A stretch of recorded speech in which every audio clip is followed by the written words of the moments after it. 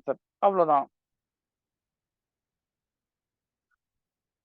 Next, the sum of two numbers is 45, their difference is 1/9 of their sum, their LCM அப்படின்னு கொடுத்திருக்காங்க. So என்னன்னா, இரண்டு எண்களின் கூட்டுத்தொகை 45.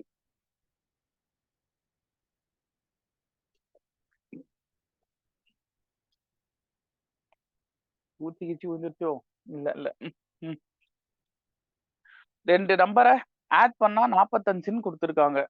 ஸோ எக்ஸ் ஒரு நம்பர், ஒய் ஒரு நம்பர், ரெண்டுத்தையும் ஆட் பண்ணா 45. அந்த ரெண்டு நம்பருக்கான வேறுபாடு, வேறுபாடுனா வித்தியாசம். ஸோ வித்தியாசம் எக்ஸ் மைனஸ் ஒய்யா, இது அவற்றின் கூட்டுத்தொகையின், அவற்றின் கூட்டுத்தொகைனா என்ன, எக்ஸ் பிளஸ் ஒய், இதோட 1/9 மடங்குக்கு சமம். ஸோ இத 1/9 பெருக்கிறதுக்கு சமம் அப்படின்னு கொடுத்துருக்காங்க. பாருங்க, இங்கிலீஷ்லயும் அதே வார்த்தை. their difference is, their differenceன்றது இது, difference is 1/9 of the sum. sumன்றது இந்த இடத்துல பிளஸ் பா, சரியா? சோ இந்த இடத்துல எக்ஸ் பிளஸ் ஒய்க்கு பதிலா நான் என்னன்னு போடலாம், எனக்கு 45ன்னு தெரியும்ல. இப்ப 45 இன்ட்டு 1/9, இது ஒரு முறை, இது 5 முறை. அப்ப எக்ஸ் மைனஸ் ஒய் எனக்கு 5ன்னு வருதுமா, ஞாபகம் வச்சுக்க. எக்ஸ் பிளஸ் ஒய் வந்து 45, எக்ஸ் மைனஸ் ஒய் வந்து 5. ஸோ பிளஸ் ஒய்க்கு மைனஸ் ஒய் கேன்சலு, 2x இதுக்கான மதிப்பு தான் 50. 45 5 ஆட் பண்ணா 50. 2x 50னா ஒரு எக்ஸ் என்னவா இருக்கும், 25 இருக்கும்.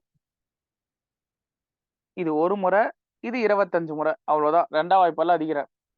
இப்போ நெக்ஸ்ட் எக்ஸ் ஒய் ரெண்டு கண்டுபிடிக்கணும். எக்ஸ் தான் கண்டுபிடிச்சிருக்கேன், ஒய் வேணும்னா என்ன செய்யலாம், இந்த ஃபார்முலா எடுத்துக்கங்க.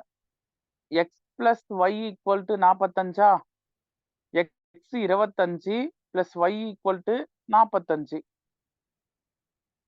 45 பிளஸ் 25 என்ன, minus 25. So Y equal to 20. சரியா? ஒய்யோட வேல்யூ 20. ஸோ எக்ஸும் தெரியும், ஒய்யும் தெரியும்பா.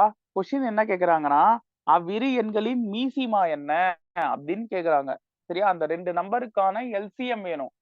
ஸோ இதுதான் அந்த ரெண்டு நம்பர், 25 1, 20 1. இதுக்கான எல்சிஎம் வேணும்னா 2ஆல டிவைட் பண்ணா இது 10 முறையா, அகைன் ரெண்டாம் வாய்ப்பால்ல 25 வராது, இது 5 முறை.